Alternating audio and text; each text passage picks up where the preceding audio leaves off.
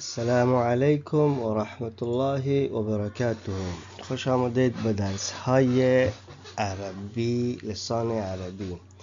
پیش از این درس باید از شما خواندن نگفته نمانه که پیش از این درس باید از شما خواندن عربی را حداقل باید از یاد داشته باشین و اگر یاد ندارین باید از قاعده نورانی شروع کنین تا حداقل هجا کرده بتوانین که این درس ها را پیش برده بتوانیم. وقت شما را نگرفته انشالله تعالی العزیز که شروع میکنیم. حرکتون که ابتداء که ما شروع میکنیم از حرکت که هر یکی زبر زیر پیش را حرکت میگوین و هر آن چیزی که حرکت داشته باشه آن متحرک میشه. مثال موتر حرکت داره، موتر یک چیز متحرک است. انسان حرکت داره، آن را متحرک میگویند. سکون این یک علامت سکون است و سکون را جزم هم میگویند.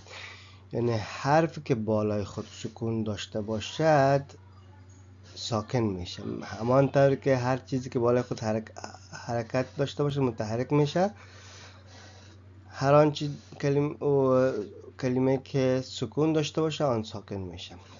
این ساکن است، این ساکن است، این علامت سکون است و این ساکن است. این ساکن است، این علامت سکون است و این ساکن است. خود از این علامت سکون است و این ساکن است. فتح زبر را در لسان عربی فتحه میگویند، کسره را در لسان عربی کسره میگویند، دمه را در لسان عربی دمه میگویند. تنوین دو زبر دو زیر دو پیش را تنوین میگویند.